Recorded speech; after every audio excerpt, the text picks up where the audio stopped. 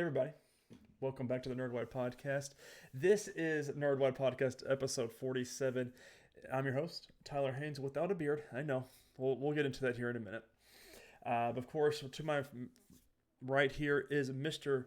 Chris Rivers. How are you, sir? I'm doing well. How are you doing?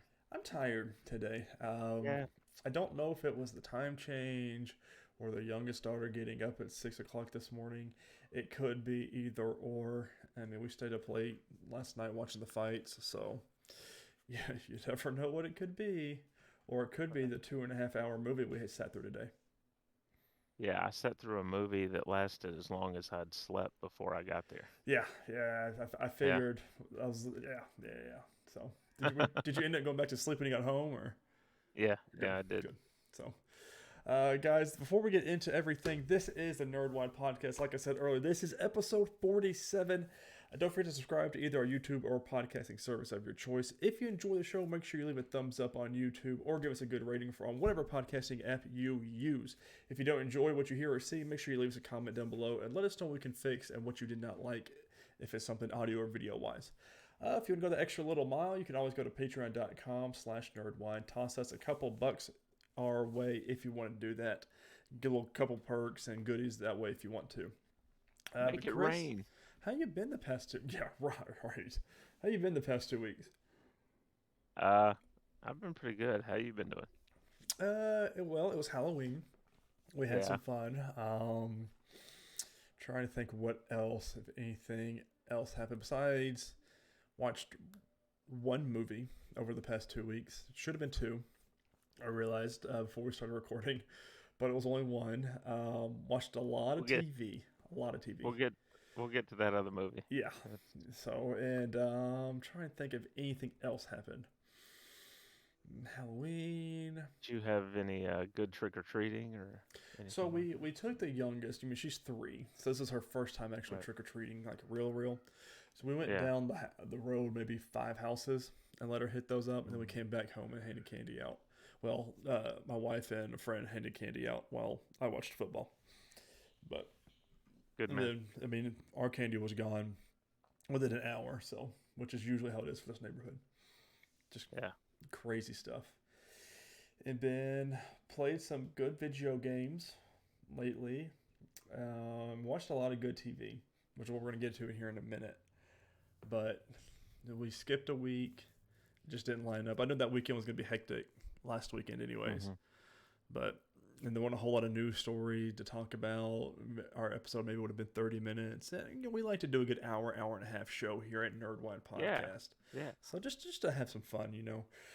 So let's catch up. We've got a lot of things to kind of catch up on, pop culture wise and things. Some fun things to talk about this week. I'm really excited about. But I want to start off with what you've been watching. Man, I stuck to Doom Patrol. I only got to see episode 8. Oh, I because didn't you get to watched watch nine episode then. 9. Well, good. Well, listen. 9 Go ahead. 9 was I had time to watch it, but it wouldn't play for whatever Mm, reason. So hopefully they get that figured out. yeah, they gotta Um, they gotta fix that. I don't remember watching. I mean, I've been watching some of the normal, TV stuff that I typically watch when they're putting new episodes out, like NCIS and Blue Right. Bloods and stuff like that. But Some good old football as well. football as well. I watched Tennessee manhandle Kentucky. It was Uh, kind of back and forth actually, but I wish so we because last night was fight night, UFC mhm, 258 or 259, and we watched that from 5 p.m. until 12:30 a.m. last night, which because we always watch everything, mhm, and that was one of the games I wanted to watch because I was realizing on social media a lot of people were talking about it, and I was like, really? And then because I'm Vanderbilt first, then UK second. Well, I don't really say I'm a UK fan. I pay attention to UK. right. Um, and then I saw the score half whatever time last night, and I said, I bet that was a good game because I mean that was only a So 3 point difference. I think Tennessee had the ball for about 10 minutes total Mm, of clock time. really? Yeah, they were just up tempo and scoring so quickly when they had the ball that Did they play at Tennessee or they play Kentucky? They were at Kentucky. At Kentucky. Ugh. Yeah. Oh, that's not good. Hopefully the Steelers do well this week against the Bears. We should win, but that always means we'll lose. But more importantly, hopefully the Tennessee Titans do well, semi-well. Yeah. Let me put it that way, against the Rams. I really hope for everyone to stay healthy because with old King Henry out and others tend to keep getting hurt. I hope that that's another thing too. I'm really surprised that last game. Sorry everybody that wants to hear for our nerd talk, but I was really surprised he played as much as he did last week on a broken foot. Yeah. I mean, his numbers kind of reflected it, but I mean, the Colts had them pegged and knew what they were doing especially against Derrick Henry. So God, that was a game. That was a crazy game.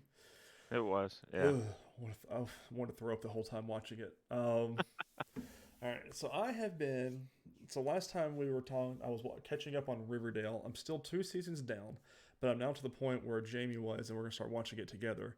But to answer your question from last time, if I got to the episode yet with Luke Perry's death, yes, that was the beginning of this most recent season that I watched, and that was heartbreaking.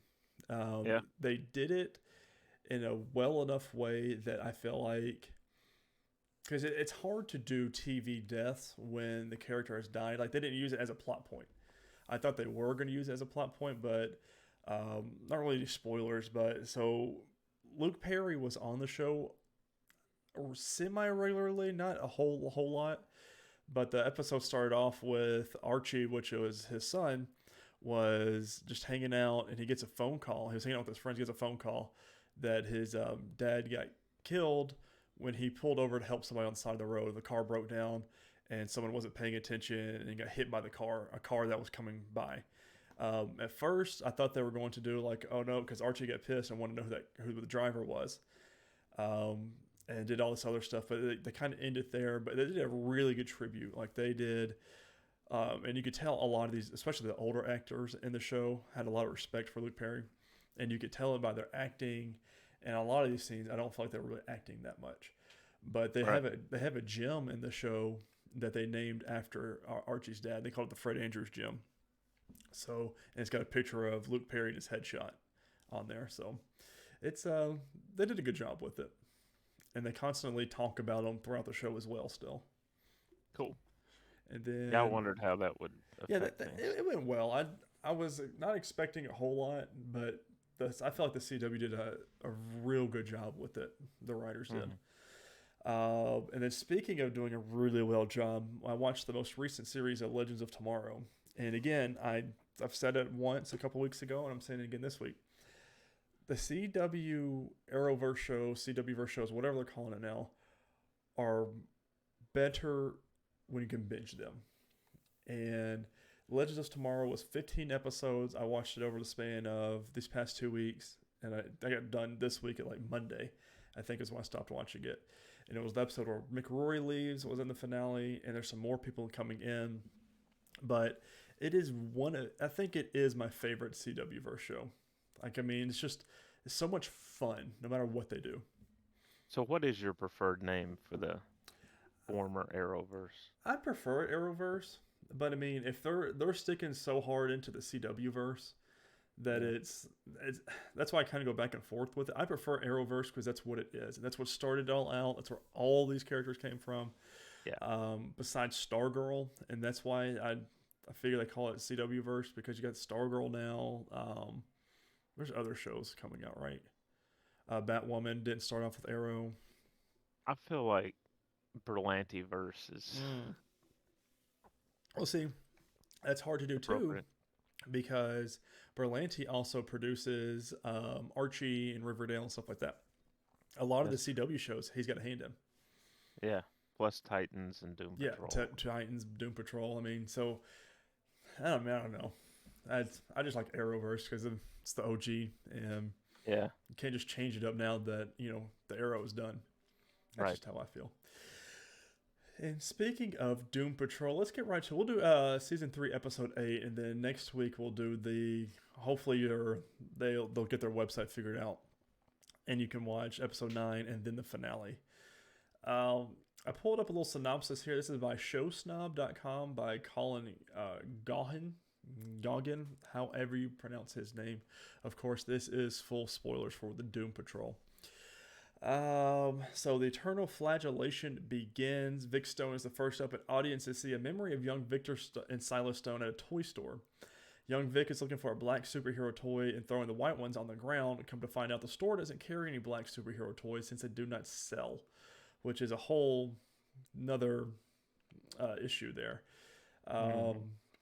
Let's see. After the white store manager accuses young Vic of damaging property, Silas steps in and cools the situation down.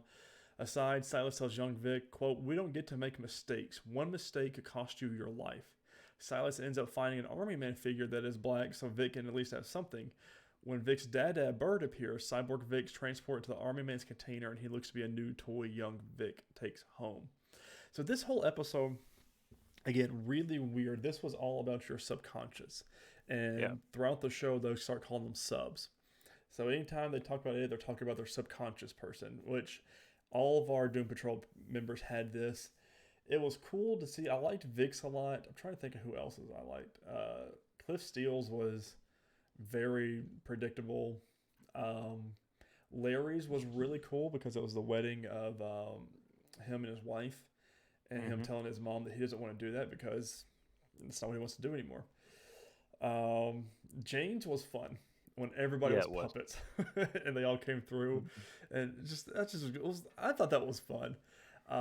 This episode, though, speaking of Jane, everyone disappears. All of her personalities disappear, and it's just Jane and Kay, which is something to think about. I mean, that's what they were trying to prevent, and it happened anyways. That's what they get. We see more of what Rita's missing history was from with Madame Rouge and everything. We found out Madame Rouge. Let's see if I'm going to say they get in here where they actually talk about it. Back in 1949, we see Rita traveling through some ceiling vents and eavesdropping on the Brotherhood of Evil with Laura DeMille. The evil brain robot and militant gorilla are preparing her for a mission of time traveling to 2021 so she can steal all of Niles Calder's inventions, bring them back to 1949, and take credit for them. The two members of the Brotherhood of Evil also give Laura DeMille the name of Madame Rouge, which they all agree has a nice ring to it. In 1949, Rita and Madame Rouge air their grievances before DeMille goes on her mission to 2021. Rita explains that DeMille's power-hungry self got caught up in her world that led to her to turn on every friend she had. Rouge does not care at all, which leads Rita to strangle her, but Laura DeMille shapeshifts into Malcolm so she can escape Rita's grasp. Rita sneaks into the room with the time travel machine and is able to follow through with her, trapping Rita in the resort from episode 2.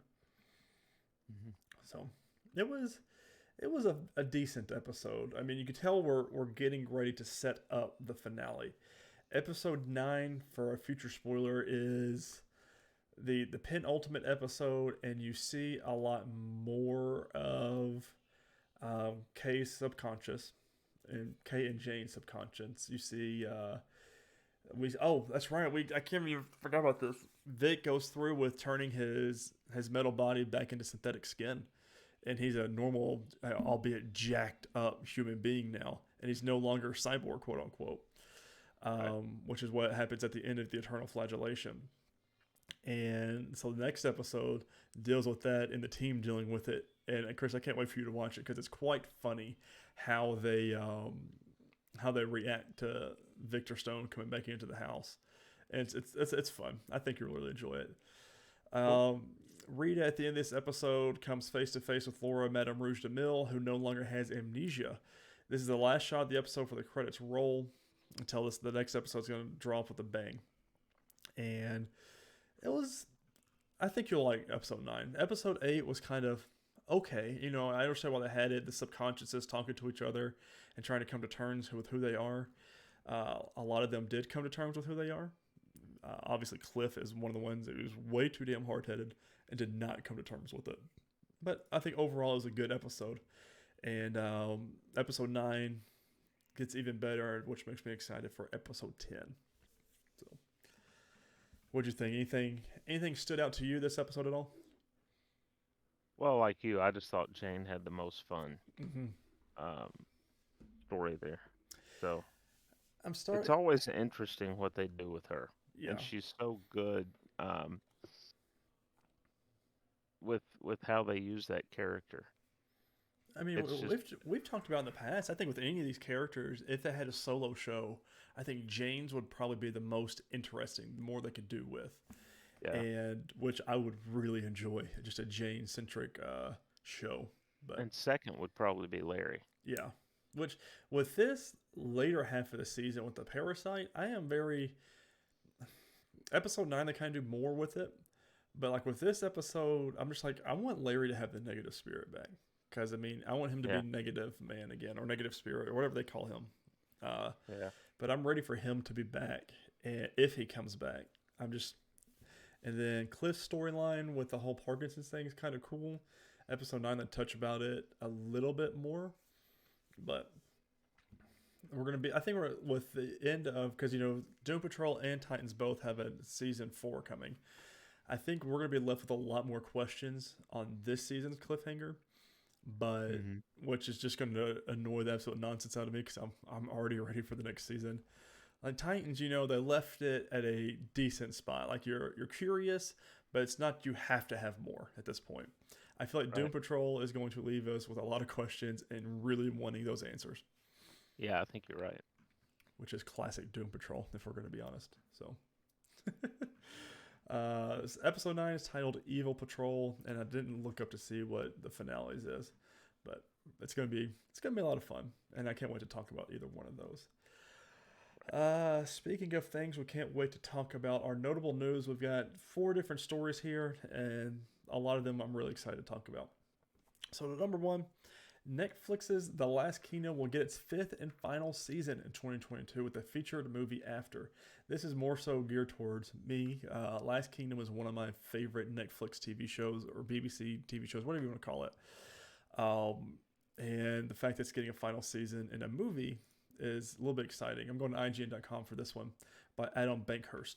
While Netflix's The Last Kingdom will get its 5th and final season in 2022, it was just announced the show will get a feature film called Seven Kings Must Die, as according to producer Nigel Marchant, quote, there was always one more story we wanted to tell. This makes me so excited, Chris, because this show is absolutely phenomenal. As reported by Deadline, the announcement was shared at this year's London MCM Comic Con by Alexander Draymond, the actor behind The Last Kingdom's protagonist, Uhtred, and the show's executive producers. Filming on Seven Kings Must Die will begin in early 2022 in Budapest, shortly before The Last Kingdom's 10-episode season arrives on Netflix. Draymond will be part of the film, as will many of the series cast, along with some new faces. Producer Nigel Marchant added that while Season 5 fully concludes the series, there was always one more story that we wanted to tell. And I can't wait. So that'll be fun. It's a good old Viking story, and, I can always go for some more Viking things. Now, Chris, the second one I'm really excited to talk about because previously you have covered this next news story, but now it's in my court, baby. Oh, okay. Michael B. Jordan's Superman movie is now a limited TV series. Well, it's not a TV, but it's a limited series now instead of a movie. We're going to Deadline.com for this one by Mike Fleming Jr. Darnell Mateo and Josh Peters are set to write Val Zod, the HBO Max adaptation that Michael B. Jordan's Outlier Society is producing for DC Entertainment and Warner Bros. Television. Val Zod is the story of another Kryptonian with powers who hails from the same doomed planet as Superman. The hero is black and he finds refuge on Earth 2. Like the original Man of Steel, he is sheltered on his adopted planet, but eventually in the comics is pitted against a brainwashed Superman. So, we're going to TV for this one. Looks like Mateo and Peters are prolific television and feature writers who broke onto the scene with their original pilot, American Snow. Their project, The Noila, sold to Amazon with Sam Raimi directing. Their one-hour pilot, Hannibal, based on the life of Carthaginian General Hannibal, they scripted for Scott Free and Endeavor Content. They've done a bunch of stuff. Their most recent work on Transformers Rise of the Beast for Paramount Pictures is set for release in June 24th of 2022. They've got an unexpected take on the iconic Earth 2 character's origin story, is what they have said. So, cool. I'm all for that, and which will Looking forward to it. Hold on to put a pin in the limited series thing, because we're going to talk about that with the movie we watched this week. Number 3 here is CW's Legends of Tomorrow celebrates its 100th episode this past week, with a majority of the original cast making an appearance. I saw this picture because a lot of the producers and writers and everything that I follow on Twitter were sharing it out of the whole cast being up together and taking a picture. I'm trying to see if I still have that picture on my phone. I do. They said the OGs are back tonight and watch the 100th episode. So I was sitting here looking at this picture. I'm going to show it to the camera so everyone can kind of see it. If it'll focus, there we go. There are a lot of people missing. As you can see, see Rip Hunter. You can see the Atom in there. You can see Captain Cold in here. Who you don't see, though, is Mick Rory with Heatwave, which I noticed he was not on there because, we covered earlier in the summer that he was having some issues with the CW. So not seeing him there is not really that surprising. Ray Palmer was there along with his wife. Trying to think if there was one other person, but I can't think of it right now. But I'm really excited because the 100th episode bringing everybody back. I didn't know how they were going to do it. I thought they were going to do it or set it up this season that I watched, but they wrapped that storyline I thought they were going to put them in with this with the finale, so that it never happened. So I'm curious to see how they bring everybody back from time into it with the exclusion of Mick Rory. So. And then, sticking to our CW guns here, Lois Lane's sister will be on Season 2 of Superman and Lois. I'm going to EW.com for this one by Chancellor Agard. Superman and Lois is staging a Lane family reunion in Season 2 and further solidifying its connection to Supergirl in the process, which is what we have, which is something we've had questions about since watching Superman and Lois. EW has confirmed that Jenna Dewan will recur as Lucy Lane, the younger sister of Lois Lane, in the CW Superheroes drama's sophomore year. The actress and dancer originally played this role in Supergirl Season 1, which introduced Lucy as the JAG prosecutor and the ex-fiancée of James Olsen. It's unclear whether her backstory will remain the same on Superman and Lois. I imagine her backstory will stay the same, though, if we're going to be completely honest here. There'd be no reason for them to bring her back and had that connection. So, And then speaking of Season 2 of Superman and Lois, it was announced this past week that it will be back on January 11th. So we don't have to wait long at all. No, that's quick. Because we were thinking early summer again for their release date. But I mean, the past couple of weeks we've even talked about they're on set, we're filming. But January 11th is that's a quick turnaround time. Mm-hmm. So yeah, hopefully they're all doing it safely. Releases this week, these past 2 weeks from November 1st to November 14th. The only one I've got on here is the Supergirl 2-hour series finale is November 9th. So make sure you pay attention to it if you're already watching the show. I will be waiting a couple more weeks till they put them all on Netflix because I'm just going to binge the last season. But from the trailer that I saw for the finale, everybody's on it.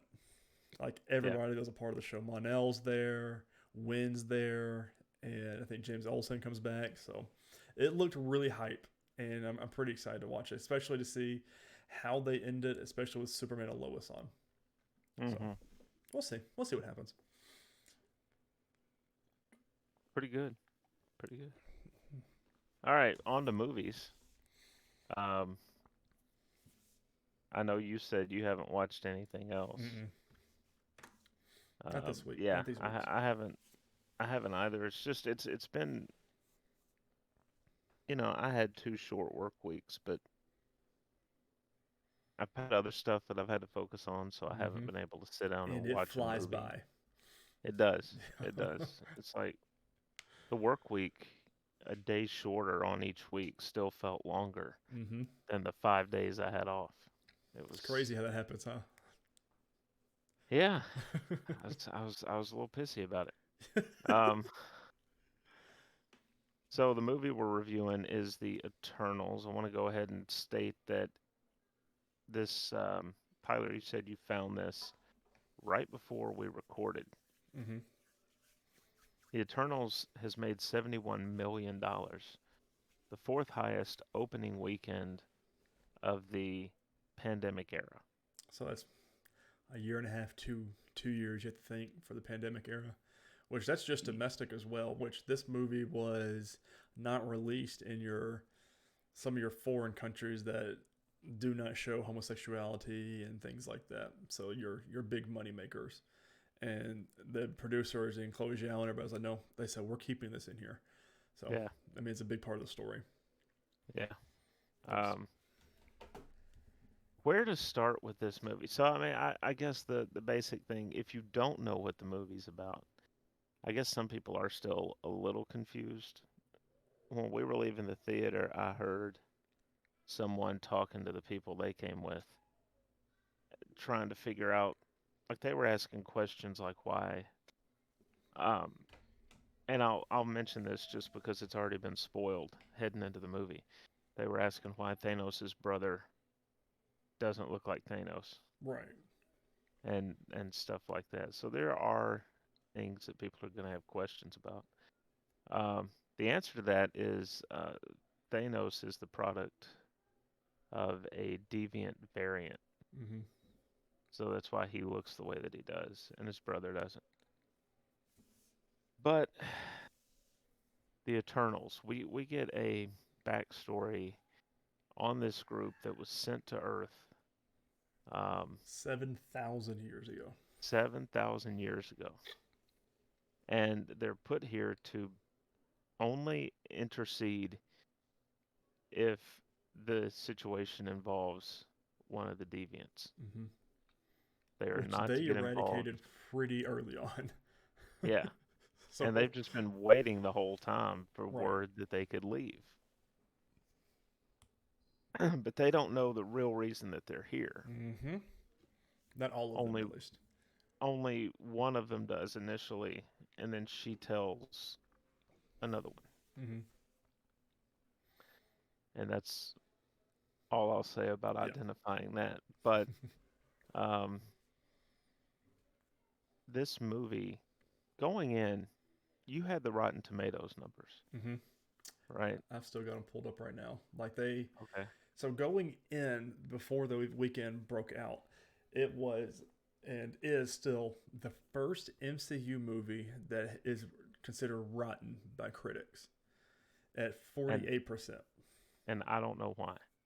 No. And that's like, it's one of those things It's too. Do you go off of the critic score? Some people go off of critic scores, most people don't, you know what I mean? But generally, I don't go off of Rotten Tomatoes scores because a mm-mm. lot of like Venom's got very poor scores. I enjoy Venom, at least the first one, and I feel like it's gonna be the same thing with Morbius when it comes out in 2 months. But it's got a 48% on Rotten by the critics, 81% by the audience, which tells you everything you need to know. Right. So it's one of those movies, if you will. I'm Yeah. putting those in quotations. I think the big problem a lot of people had, and we'll get to more details that we can cover about the story, but it's not your typical Marvel movie. Mm. You're not familiar with most of these people. I don't think I was. So this Eternals, I know absolutely nothing about. Like And nothing. on top of that, for most of the film, it's not very action packed. Mm-mm. Well, you've got like Very much, 9 characters you have to have backstories on, yeah, and it's what very they've much been doing, and where they are, and it's their very much a drama. personalities. Yeah. And I think if you go in and you put it up against the other Marvel movies, that's where I think that 41% Yeah. or whatever comes in at If you're looking 48. at it through a MCU strict lens, Yeah, after everything we've had. if you're comparing this to Endgame, Oh yeah, that's I could see why it's then. yeah. But if you're just looking at it as a film, then it's not bad. It Right. as we were saying, and your brother and a friend of yours were also leaving at the same time. We all watched it together. This was not anyone's top pick in the Mm-hmm. MCU, but it's not the worst. No, it's no Thor 2, so They've it's no Dark World. right. Um, so the Eternals are scattered across the earth. They Mm-hmm. initially stick together, and they're scattered across the earth. Um, and so they end up finally coming back together when there's this worldwide earthquake, Mm-hmm. and that's kind of where the story takes off. There is some really good comedy in this. Yeah. Um, Good Marvel comedy. yeah, I'm trying to think of bits that we can talk about that won't spoil. That's the thing with reviewing these movies weekend of. You know what I mean? I Yeah. think for me, there was. I mean, I enjoyed this movie. We're all on the same page that it was a good movie, but I mean, it wasn't the worst MCU movie. I gave it 3 stars on Letterboxd, which is about C plus for me. And there were a lot of things that hit, and then like even at the end of the movie, I was still like I'm spoiled. I watch everything possible with subtitles, just Mm. because I don't know if it's not really my hearing's going out. It's just I pay attention more when I can know the names. I see these things. When the movie ended, we were sitting there, and I was like, I don't know if I could think of half of their names, but when I sat there actually thinking, I could. But like some of these names were like Aramesh, I think is the celestial. I forget the dude's name, the big red guy. The I'm trying to think. No, it's not even done. is it Amaranth? Amarish. It was something weird, Yeah. but like it. That was yeah. We have Athena, Ajax, Dane, Cersei, Icarus, Kingo, which Kamal non I'm gonna butcher his name Nagiani's. I had no idea his name the whole movie, Chris. Hey, I had no idea what his name was the whole movie. So you had Kingo, Sprite, I remembered, Phastos, I had him. Makari, did not know. She was the first deaf girl, by the way, in any MCU property. So we had our first LGBTQIA plus character in the whole MCU, which is why it's banned and overseas and things like that. Um, so there's a bunch of firsts for this. Yeah, Druid and Gilgamesh, Right. and they're not even saying what the other castings are, which is fine. And I think it's not giving much away once you hear the names like Gilgamesh. Mm-hmm. You know, they Athena. yeah, these individuals have been around since the dawn of life They're what some of the stories on this planet. are built Yeah. on. So the Epic of Gilgamesh, um, Athena, the Phastos. goddess of war. Mm-hmm. Um, so there's Eros. Yep. Eros later on is who we do meet here. Um, it's a really well put together movie to sit there and it's about the same length as Endgame. Mm-hmm. It didn't even feel like that to me either. Like I don't feel like we sat there for 2.5 hours. And I think for I was really sleepy, so yeah, if so during a lot of the I talking felt scenes, you were, and it was, and that's something for me. The fighting scenes, especially with Makari, which is the speedster of the group, were so fun to watch. The way that they hmm did her super speed, and you could see it in a clip from the trailers. Like it was just so well done, and like it felt powerful the way she was fighting. Everyone felt powerful in their own right, and like it felt like their hits were yeah, hitting. Like they did. Chloe Zhao did such a good job directing this. Like the infighting scene was so much fun. The first fighting scene, or first being introduced to everybody, was a lot of fun, and I felt hmm like their powers we saw all of their powers put on high, and we understand what they are now, especially going right, forward with our characters. But yeah, it's I can understand why people didn't like it that much, but then again, I don't, because it was a really well directed and a very beautiful movie. I wouldn't be surprised if they get Oscars for some of the stuff they did in this film, and it might be some of our yeah, first MCU movies to get some. So, yeah. I mean the cinematography and mm-hmm. Beautiful. yeah, yeah, definitely. I would probably come in on this just a tick higher than you, probably 3.5 stars. Yeah. Um, it's if you're patient and you just go in knowing that you're going to see a long laying of the foundation and that this is look this isn't meant to be a standalone. right? This is meant to set up what's coming next. Right.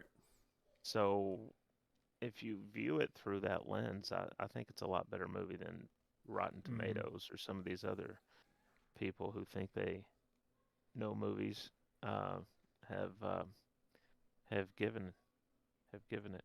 So Right. I'm ready for what's next, though. I mean, will I watch this movie again? Maybe. I mean, it's not one of those ones like, for me, the Iron Man trilogy or Thor Ragnarok or Endgame or any of the Avengers. Um, but it's right up there with like Captain Marvel for me, where I've hmm seen it. I know what happens. It's probably won't get a rewatch out of me though. not unless you're watching all the Right. movies in order. Because I mean, it was fun. I'm just really excited for Eternals 2 or when we see these characters again because they set up a lot of fun things. Yeah, they They set up several fun things. So, yeah. I'm looking forward to it because now that they've laid that foundation, now it'll be more action packed when mm-hmm. we see these people again. Build upon their stories. It's be a lot more fun. Yeah. Especially with so there's two end credit scenes. The second end credit scene was much more fun to me because of the character at the very end that just Right. had a voice line. So, Yeah. we'll Yeah. just leave it at that. The mid credit scene wasn't bad. Mm-mm. Um, but yeah, that last one. Mm-hmm. Good stuff. All right. Um, so next week we will get around to our Quiet Place review. Because I really want to watch that movie. Just period. I'm just so He mad at myself. I you didn't just even think forgot of about it it. at all. I there's no. I mean, I don't even have an excuse. I have no excuse. I just forgot about it. So that's on me, listeners. All right. First up in the news section from Deadline, Justin Kroll has this one. Brendan Fraser to play villain in new Warner Brothers and DC pick starring Leslie Grace.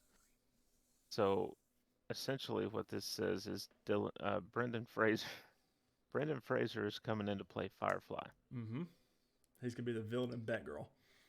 in the new Batgirl movie. So exciting. Um, now we got, if I remember correctly, on Gotham, we got another version of Firefly early on, correct? Yes, because we But, got but two it was a different versions of female. Firefly. Yeah, because we had the dad and then the daughter. Yeah. So, which this news to me is exciting, and again just shows you how much DCEU and DC and Warner Brothers do not know what they're doing, because now you have Brendan Fraser as two different characters in the same comic Uh, books. So, yeah. granted, you don't see Brendan Fraser's face that much in Doom Patrol, but You you still do? do see it. Yeah. Yeah. I don't know. It kind of bugs me. I do think though to call back to what you were saying about Eternals and the speedster Mm-hmm. there, DC might want to look at whatever Marvel did Yep. Start paying when attention. replicating Just don't know why when they're rep still so far behind. DC. Um, from Variety.com and Brent Lang and Elise Schaefer. Uh, it's a small story that Tyler has no interest in whatsoever. I was so Uh, excited. Dune Part 2 has officially been greenlit. The release date is set for 2023, Mm-hmm. Just 2 years. I can wait 2 years. specifically October the 20th of 2023. I can wait 2 years. I'm okay with it. I was hoping it was not going to be more than this. So, I mean, it would have been, I'm not surprised because it would have been really bad to put part one across the movie screen mm-hmm. and then just never give a part two. Yep. It's Just, it, just go, again nah. why you don't record Dune, and I'm sure it'll come out in a couple years or so. But why they didn't record part one and part two the same exact time?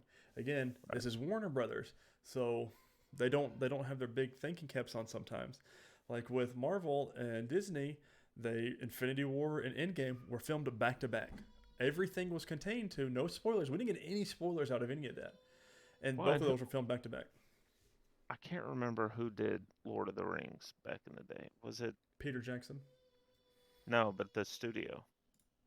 Who Uh, distributed that? Was it what Lionsgate or studio no? What Lionsgate was was it Paramount? Maybe. I don't behind the Lord of the Rings? New Line Cinema. No, wait, that's the new one. Uh, Come on, give me an answer. Studio behind Warner Brothers is doing the new one.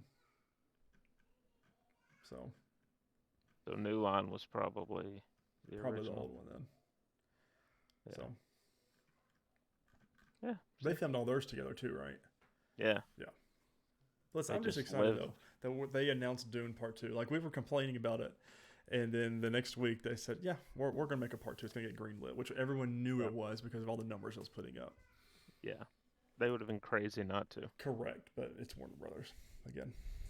So Unless they had done part one as a movie and then said the rest of it's going to be a series on I Disney would be Plus. 100% okay with that because it's Yeah. more, and I want more. All right. Third here, Ant-Man and the Wasp: Quantumania has added Bill Murray in a mystery role. Now, this was we weren't supposed to know this yet. No, we definitely were not. But this was Bill Murray being Bill Murray. Yeah, Bill Murray does what he wants to do. Mm-hmm. So he just put it out there that, hey, I'm in the movie. And I'm going to go ahead and already say Bill Murray is playing himself. I I would almost put money on it that somehow Scott Lang comes in contact with Bill Murray and he just plays himself somehow, some way. And I don't even think it's going to be like a big set piece. It might just be something very small. But Hmm. we'll see though. He could be more, but it's Bill Murray, so. I think he probably lands on him and has to hide in his ear or something. Right, he has to do something crazy and fun. Yeah. Next up, Tom Holland. We have some Tom Holland news here, people. Mm-hmm.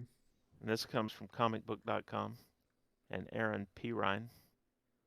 Um, Tom Holland tried to make non-MCU Spider-Man movies with Venom and Kraven the Hunter. Mm-hmm. Uh, This is a he big story. pitched he pitched the non-MCU movie ideas to Sony when their deal with Disney expired. Those storylines included a Venom crossover and Kraven the Hunter.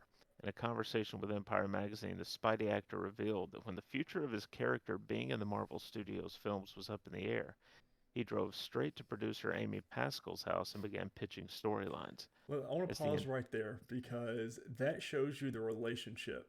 Because this is Sony's producer, Amy Pascal. right. That shows you the relationship that he has with his upper management and things like Hmm. that. To drive over there, and again, it says something much about Tom Holland as well, that he loves Spider-Man so much that he was like, no, I want to continue the story, and to be going to his boss, essentially his boss's boss, his house, and drive there himself to pitch ideas to save his character shows you how much he respects and loves his character. So I just think that means the world, really. And they were poolside too, people. Right. Like he This his wasn't just a quote is leisurely. Yeah. his quote is on the day the announcement happened, I would no longer be in the MCU. I just drove over to Amy Pascal's house and sat with her by her pool, and we Hmm. sat there for hours, just chatting, pitching movies, how we would do a film without Marvel. Does Peter Parker fall through a portal and then he's in the Venom world? Or do we do a Kraven the Hunter film? Uh, he's obviously a huge, huge fan. Hmm. He's into this. He's all in on this. Hmm. Of course, we don't really have to worry about this now, No. but it's good to know that because a lot of times, if that had happened, the actor would have just been like, Yeah, it's just a okay, jump. Ben Affleck. yeah, I yeah. mean, It would have prime been like, example. I'm on to my next thing. Right. Something else will fill that spot on the calendar, or I'll take a vacation. Hmm. But he cared enough to go over there and try to make something happen. All right. Next up from Screen Rant This was just for you, by the way. and Paul Shirey. Um, Boondock Saints 3 with original stars is happening. Filming starts May of 2022. Uh, all three, Norman Reedus, Sean Patrick Flannery, and Billy Connolly, are coming back. It's going to be amazing. Mm-hmm. I I still hope. need to watch the first two. They're oh Yeah. yeah, Yeah. yeah. The first was released in 1999. Follows fraternal twin Irish brothers Connor and Murphy McManus, who go on a vigilante killing spree to rid their hometown of criminals, all in the name of God. Starring The Walking Dead's Norman Reedus and Sean Patrick Flannery as the two brothers. Film also starred Willem Dafoe as a cop on their trail and Billy Connolly as their partner in crime. It's The exciting. sequel in 2009 was Boondock Saints 2 All Saints Day, which starred Reedus, Flannery, and Connolly, as well as Julie Benz and Cliff Collins Jr. So, It's exciting. yeah, I mean, it is. it's gonna be fun. I need to watch the first two. I have to find it somewhere. Um, it should be. I mean, Netflix is kind of the go-to. Right. I don't remember Let me Google it. who Where had it to initially. watch the Boondock Saints? But yeah, super excited for that one. And next up, our last movie news item of the day from comicbook.com. And Jenna Anderson, Black Panther Wakanda Forever, temporarily shuts down production due to Letitia Wright's injury. Um, Hmm. so it was broken by the Hollywood Reporter on Friday that the shutdown had occurred and indicates it's due to the severity of Wright's injury, which occurred in August while filming with a stunt rig on location in Boston. The report indicates Wright left for London shortly after the injury, and the film has been shooting around her character of Shuri, but that the Atlanta production has now filmed all that they can without Wright being on set. The wrap is indicating production will shut down the week of Thanksgiving and resume in early 2022. From Angela Bassett, who's her co star in the film, she had a little bit of a fall, but it's not too bad. But she's Well, heard enough where they're postponing it until next year. yeah. And she went on to say, anything like that'll shake you up, but she's just a little, slight little petite thing, but she's fine and ready to go. Then So I don't know. they, I don't know. like other news stories and things that were talking about this, said that it's still, this movie is still planned to come out at the end of next year, and that the rest of the filming being done at the beginning of the year is not going to push anything else back. But Right. it's don't know. We'll see what happens. Little worrisome. Little worrisome. Obviously, this week releases um, Eternals in cinemas. And next week, November the 12th, we have Red Notice on Netflix. We're gonna have to review that at some point, by the way. Maybe not this week Well, coming up, but next week.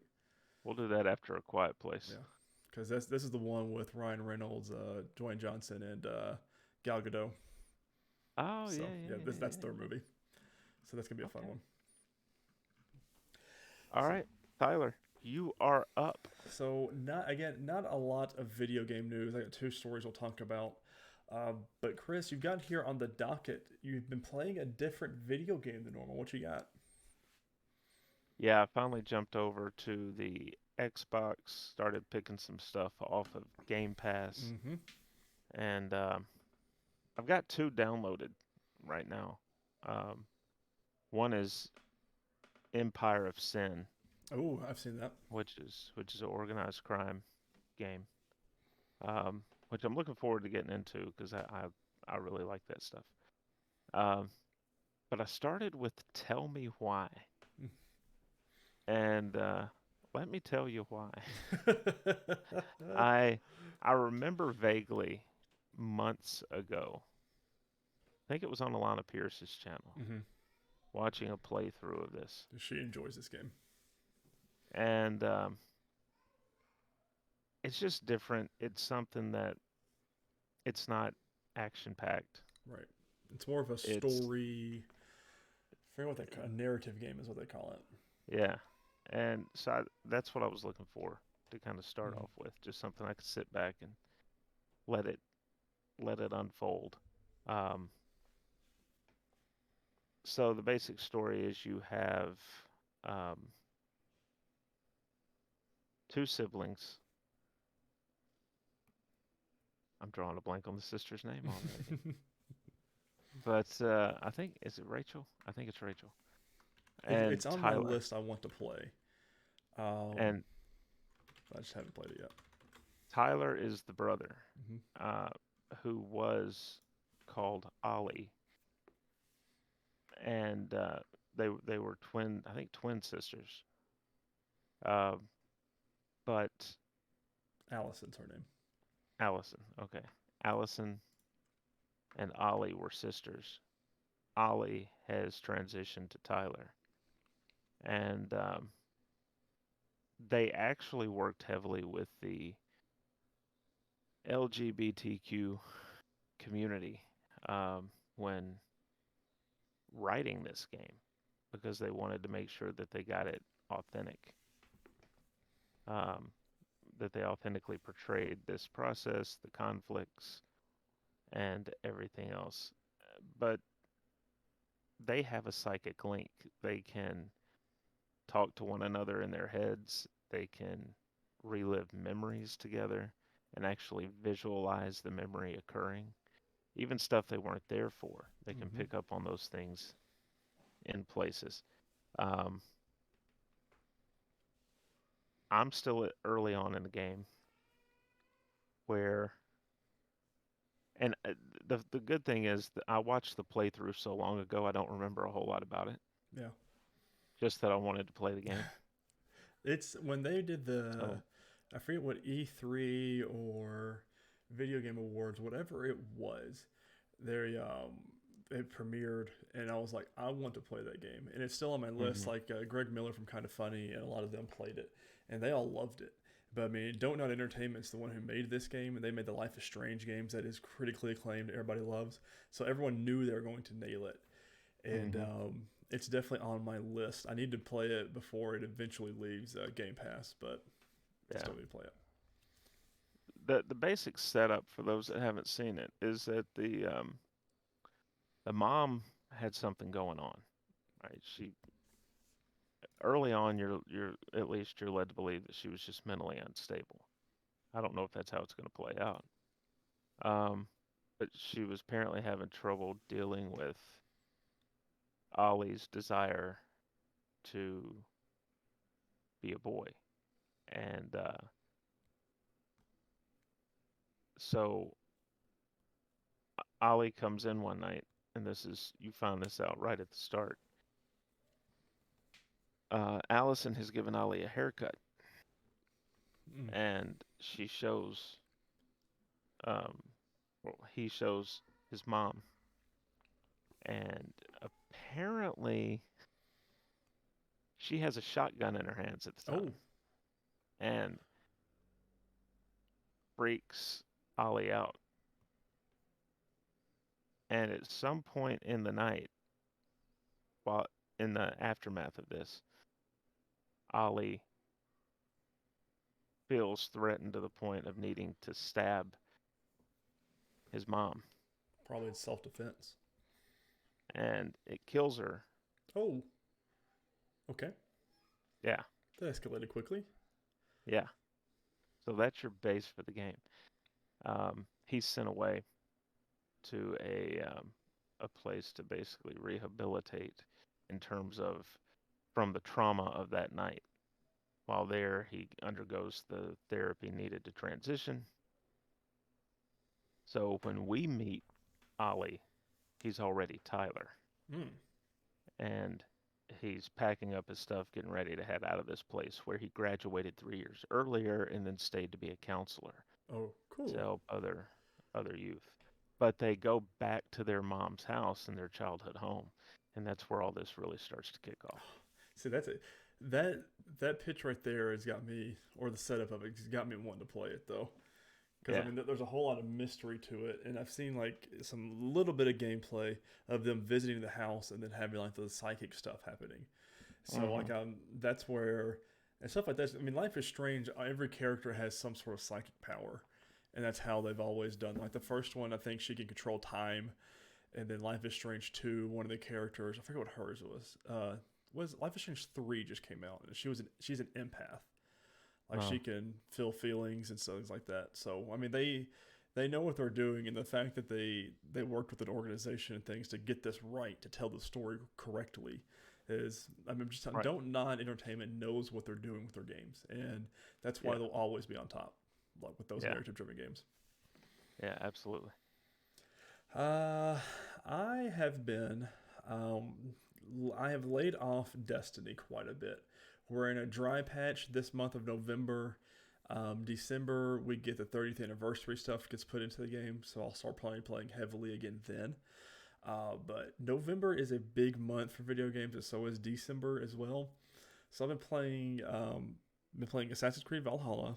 I'm still Mm-hmm. on the something the Druids, Path of the Druids, Curse of the Druids, whatever the first expansion was. I'm still going through it. I'm almost done with it, and then I'll probably take a break with it, and then wait to play Siege of Paris until I get a little bit more time. But the big game that I've been playing that came out this past Friday was Call of Duty Vanguard. I've played all of the zombies content, which is abysmal. Should not have been released, quite honestly. And I feel like they just put it in there just to put it in there. Because they have already said before the game launched, Chris, oh, excuse me, is that zombies story content will not be available until the first week of December. Why release the game? Why put that Right. mode in there? You can patch zombies into it, just keep it Right. locked. So, and like all of the zombies, professional, I guess your Call of Duty zombie streamers are all in uproar about it because it's like there's nothing here. Like you do the same things over and over and over again, and you can't do anything else. And like there's nothing new. Like Call of Duty, Black Ops Cold War, which was last year, 2020's game. Their zombies mode is very fleshed out, has a lot of stuff going for it, Mm-hmm. and then it's such a serious downgrade to this year's. Um, Now, multiplayer is fine. It's Call of Duty multiplayer. You get what you get. It's World War II, so there's not a whole lot of guns, not a whole lot of new things that they've done. But it launched with 20 plus multiplayer maps, which is a lot for our first release. And then the multiplayer is what I was really excited about. Sledgehammer Games is the one doing the campaign this go around. It takes place in different theaters of war for World War II. And I am on technically the third character. So how it does, without spoiling anything, you start off on a mission and you're an Avengers like team. You're a bunch of different people from different countries and different points of the war, come together for this one special secretive mission to get the Phoenix files from the Nazis. Mm-hmm. And something eventually happens, and then they start going through the backstories of each of your characters. The first one is you're a British officer and the airborne after D-Day. The second one I'm playing now, it was a Russian medic, was what she was, but her father was a very good marksman and a sniper, probably during World War One, and teaches both of his kids what to do, and we play as her. And the scene that I just played, that once I pick it back up, starts directly after it, was some of the coolest storytelling I've seen in a war game before. But I mean, there's a lot of good writers on this game, and I have heard nothing but perfect things about this campaign. And I'm only like on the second character of, I think, five. And so like right now I'm in Russia. The first off, I started off in somewhere in the UK, and then there's an Africa one, there's an Australia one. A lot of these battles and wars that they don't really talk about or teach you in the history classes is what you're playing through. And I got a tweet that I took a picture of, that Sledgehammer Games tweeted out this past weekend, which is of release. Um, but it's just a picture of a mural, and it's got three. I'm showing the camera here. It's got three painted soldiers on here, Oh yeah. and there's a little quote beside it or whatever. But the tweet says, "This is for Sidney Cornell. This is for John Smythe. This is for everyone. Keep reading to learn more about the inspirational heroes." And they kept tweeting. Um, so on the mural, it's got the three pictures, and then it's got a black space with words. It says, "This is for the heroes that you haven't heard of. The Untold Stories, The Faces You Have Never Seen. This is for Sidney Cornell. This is for John Smythe. This is for everyone.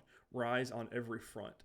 And each character that you play as are characters that are based on realistic history things that, I mean, yes, it's a video game that you have to kind of fill in some blanks, but it's pretty, from what I'm understanding, it's not so loosely based on these actual real life heroes, but it's more than loosely.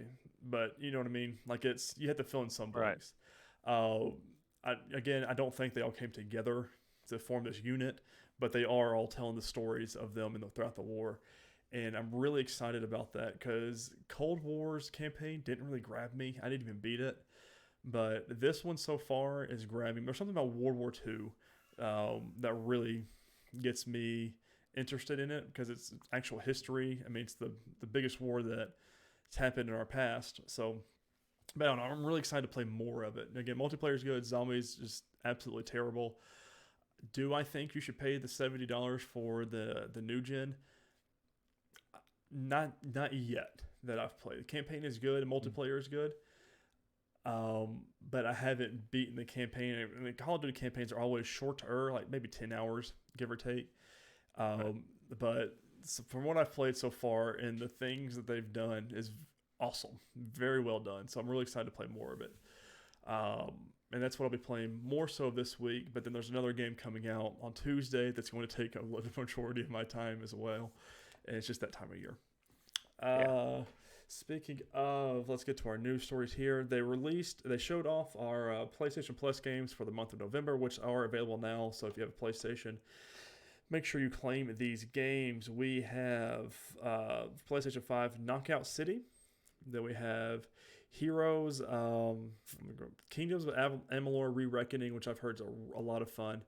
And then there's also First Class Trouble, which is PlayStation 5 as well.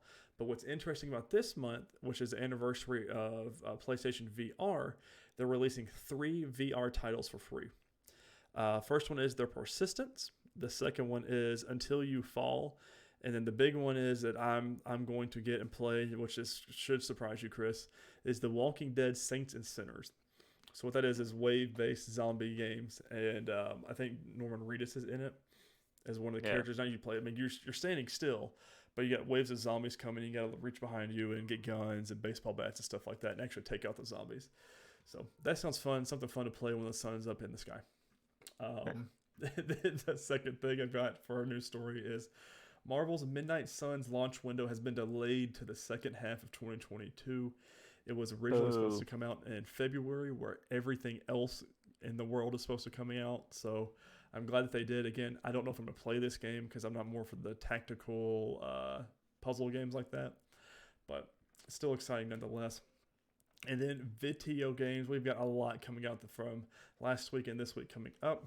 Just Dance 2022 for everything, November 4th. Animal Crossing New Horizons Update 2.0 and the Happy Home Paradise DLC was supposed to come out Friday, November 5th, but it actually came out Wednesday night, November 3rd. Call of Duty Vanguard came out November 5th on everything besides the Switch. Mobile Suit Gundam Battle Operation Code Fairy Volume 1 for PlayStation 5 and 4 came out November 5th. This week coming up, Forza Horizon 5 for Game Pass and Xbox November 9th. And Chris, let me tell you, so if you bought the premium version, it came out on Friday, this most recent Friday, and Chris, it looks so damn good. It is one of the highest rated games of the year. It's sitting at a 92 on Metacritic. Everybody's giving it 9s, everybody's giving it 10s, some are giving it 8s, which is why it's a little bit lower, but it looks absolutely stunning, and I cannot wait to play it on Tuesday on the Series X. I can't. Like, I'm not that big of a racing game guy. I have played several racing games in my career, but this game, it looks phenomenal, and I cannot wait to play it for free with Game Pass. The best deal in gaming, might I add. Yeah. Jurassic World Evolution 2 for everything, November 9th. Grand Theft Auto, the Trilogy, the Definitive Edition, everything, November 11th. And as well as Skyrim Special Edition, which comes out November 11th on everything besides the Switch. Which Grand Theft Auto, the Trilogy, I will be buying. For Forza Horizon, I'm getting on Game Pass. And Skyrim Special Edition, I am buying. But here's the thing. It's an upgrade if you already have Skyrim extended edition or whatever it was that came out several years ago. But this is the 10-year special edition, and I want to buy just it. Like, I want to buy just its case and everything too, instead of buying it on digital, just because Skyrim is much part of my video game history as anything is, and I want the case for it. So, but they haven't. That's the thing, I can't find it anywhere because I don't think they're releasing it physical. So, anyways, that sucks. Yeah. So I'm kind of holding out to see if they will. But I mean, it comes out 4 days, Thursday. So we'll see. Yeah. We'll see. If anything, I'll just still buy it digital and go from there because I want to play it. And I've played that game multiple times. Very many playthroughs, and I'm about to do it again. The same exact playthrough I always do. So it's just part of it.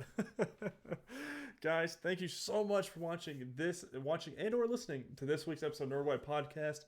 We hope you enjoyed this episode. We hope you enjoyed our episode of it, our review on Eternal, not Returnal, the video game. But guys, let us know what you thought down below, down in the comments of what you thought of the Eternal movie, our newest addition to the MCU cast. I'm really excited to see what happens next. We've already talked about it quite a bit, so I just can't wait to see what comes next. Don't forget to share all your favorite social media platforms. You can share it on Facebook, Instagram, Twitter. If you want to follow us on Twitter, you can go to Nerdwide at nerd_wide. You can follow me personally at Ty_Haynes. Or if you want to see Chris tweeting about Madden, you can go to @MavTN7. If you get us on Facebook, we are just nerdwide.com on Facebook. You can search us there. But guys, as always, this has been this week's episode of the Nerdwide Podcast. Thank you so much for watching and listening, and we cannot wait to fill your ear holes next week. See you, everybody. Later, guys.